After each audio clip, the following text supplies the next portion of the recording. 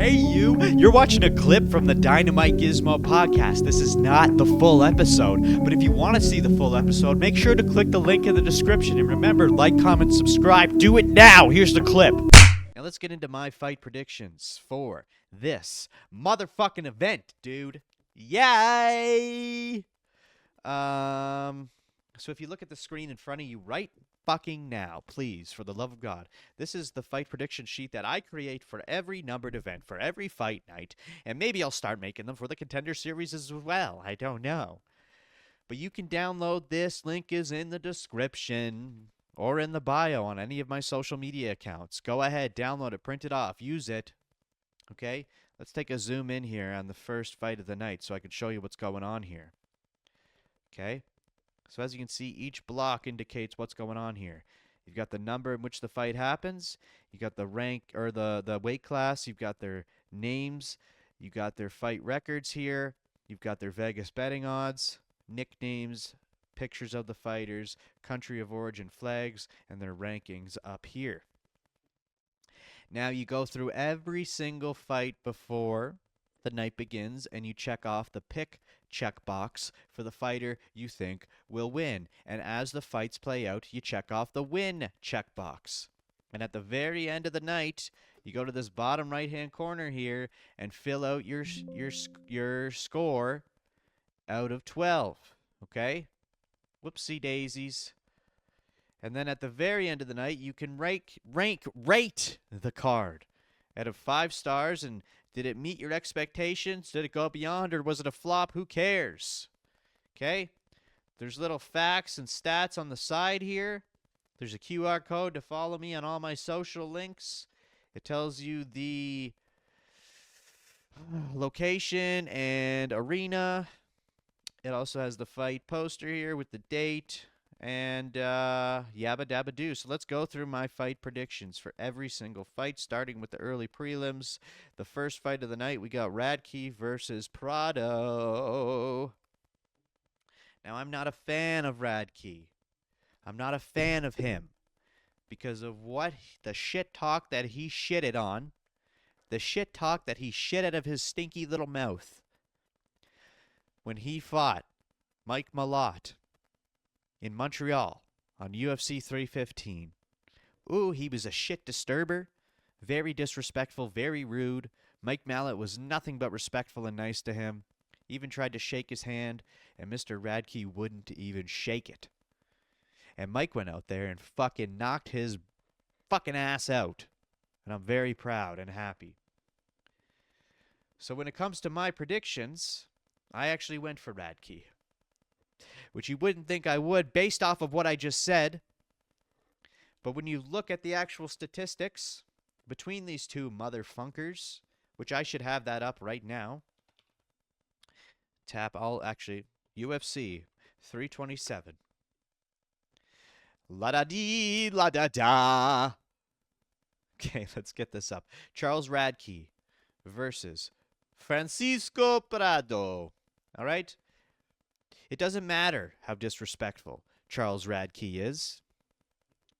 This is Francisco Prado's record, okay? Huge win streak in the beginning of his career. All right, undefeated all the way. He won a belt in Samurai Fight House.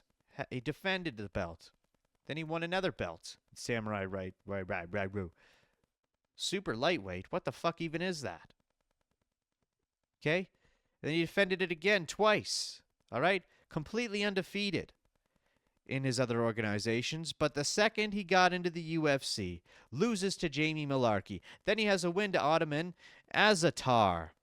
All right? But then he loses to Zellhuber, loses to Jake Matthews, loses to Nikolai Vernituknaknaknov. Now, there's no guarantee that he's going to lose again, but based off of what we've seen so far in the UFC, he's 1-4. That's not much to go off of. Yes, he won some bonuses.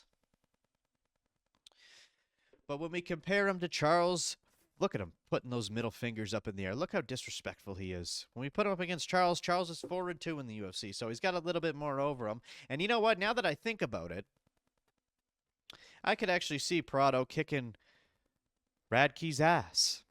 Because Radtke didn't do that. Well, I mean, he lost to Carlos Prates and Mike Malott. So if you're going to lose to anyone, those are two fucking bangerangers. So this is a tough one. But I'm still going to go for Charles Radtke. He is also the favorite in this fight. So that's just another reason to pick him. Anyway, next fight of the night, we got Gastelum versus Luque. Now, if you're not familiar with Kevin Gastelum, he had a nice up-and-coming record.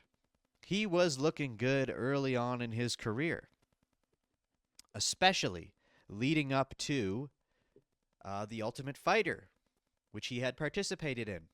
Again, he is another fighter that was completely undefeated. Okay? He got signed to The Ultimate Fighter, won the exhibition, won the whole series. Every fight that he had, he won. This was one of the great seasons of The Ultimate Fighter. All right, that's when Uriah Hall had that crazy head kick knockout, and it looked like the guy wasn't going to get up. And Kevin Gastelum goes out there and actually wins the tournament final against Uriah Hall. Then he debuts into the UFC, has a win. 2 more wins, okay? Just 1, 2, 3, 4, 5, 6, 7, 8, 9, 10, 11, 12, 13, 14, 15 fight win streak before facing Tyron Woodley, and then that's his first loss ever. Then he has a win, a loss, a win, a win, a no contest, a loss, win, win, loss, loss, loss, win, loss, loss, win, loss, win, loss, win. Okay? So not a terrible record, and the guys that he's lost to were Chris Weidman, Neil Magny, Tyrone Woodley, Israel Adesanya, Darren Till, Jack Hermanson, Robert Whittaker, Jared Cannonier, and Sean Brady and Joe Pyfer. So those are all the elite guys that we've seen come and go in the sport. So now he's going up against Vincent Luque. Now, Vincent Luque is 34 years old. He's been in the UFC since 2015. So these guys have both been around the block. They've both faced similar guys.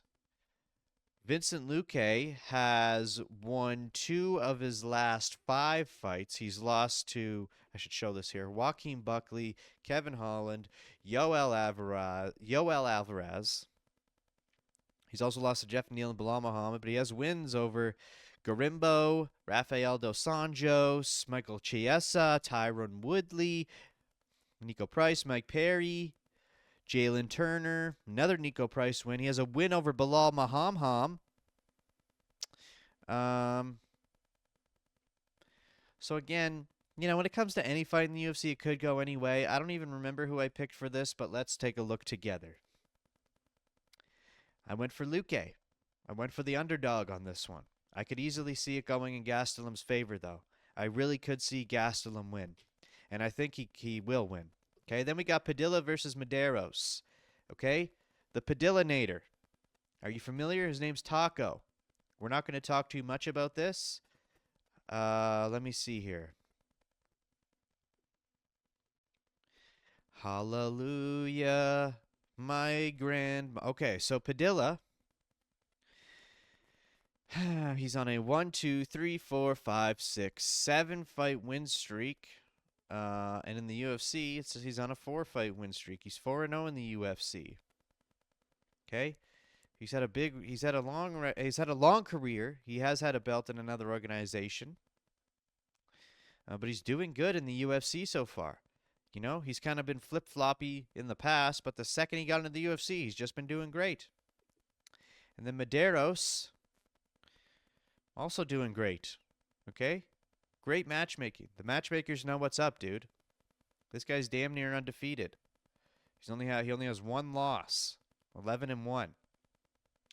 All right, now I don't remember who I picked for this either, but let's get surprised together. I went for Padilla. But again, this is close betting odds as well. It could go either way. Whoopsies. I showed my pick already. Fuck.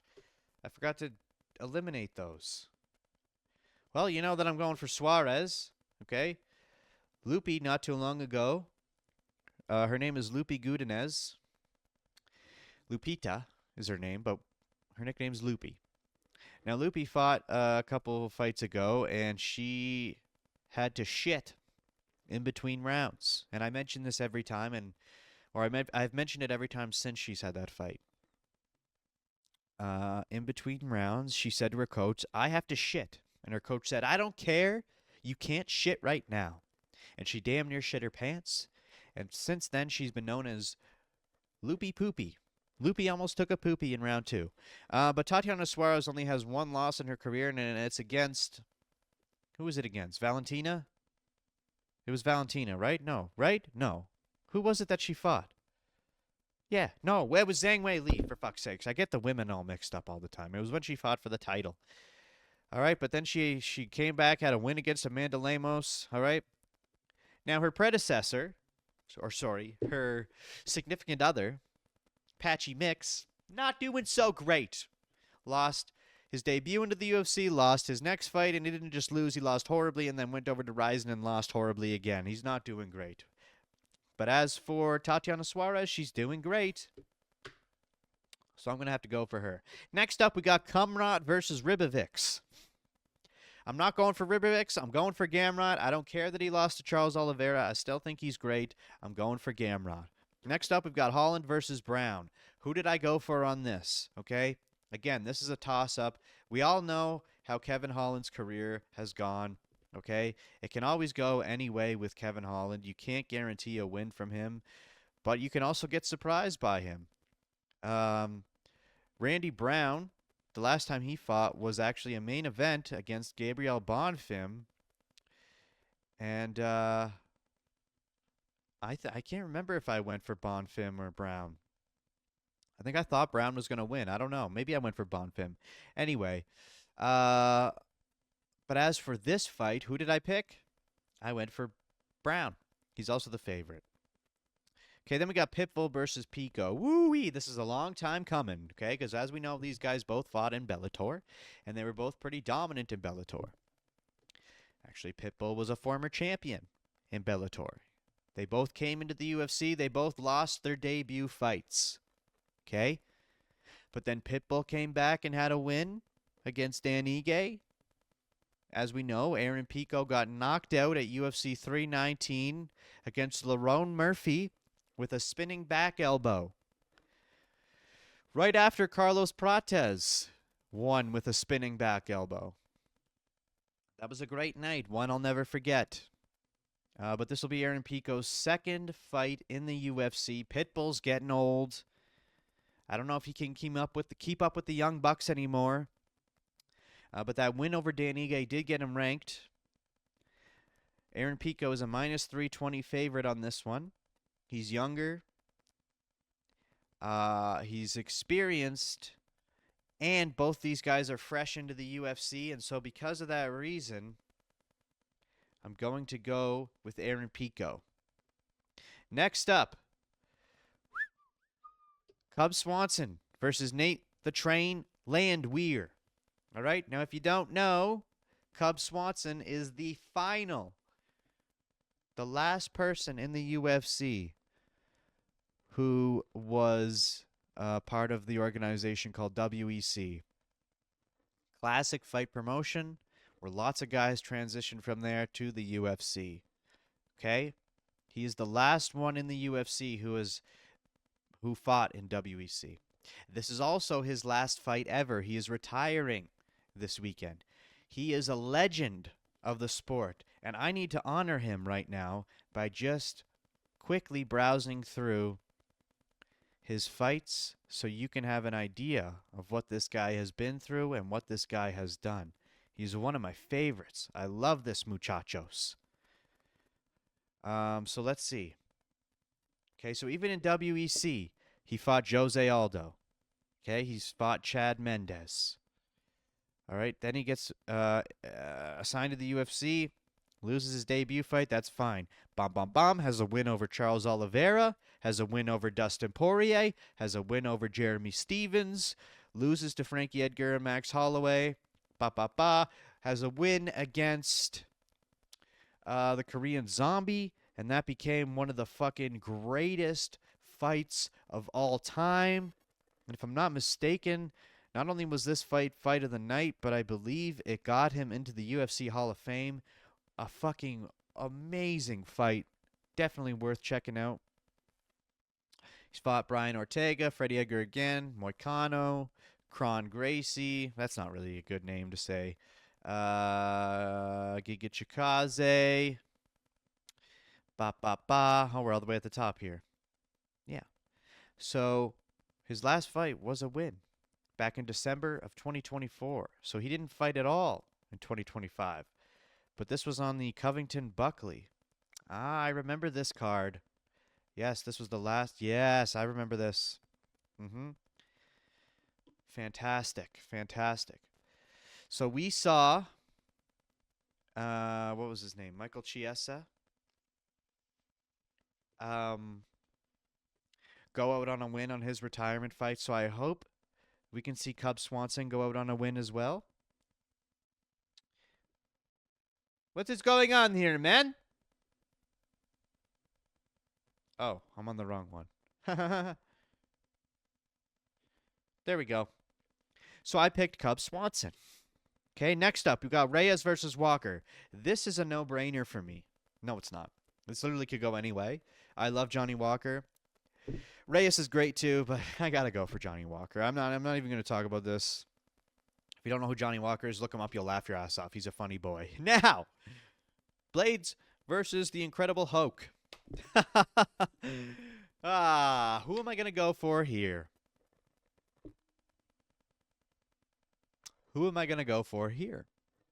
I don't know. I think I went for Curtis Blaydes, right? I better have. Yes. Okay.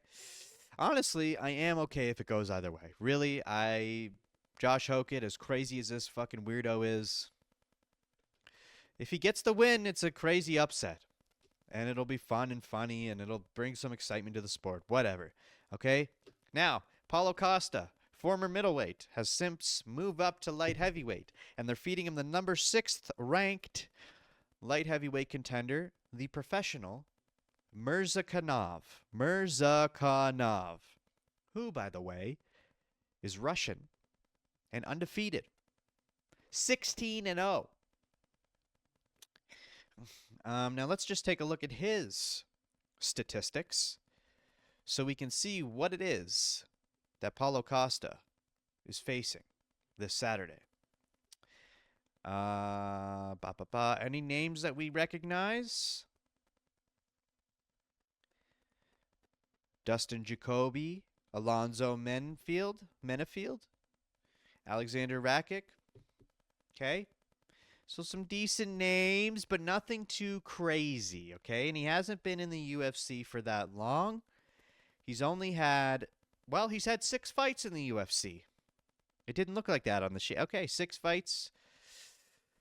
Okay, and he's won them all, obviously. Paulo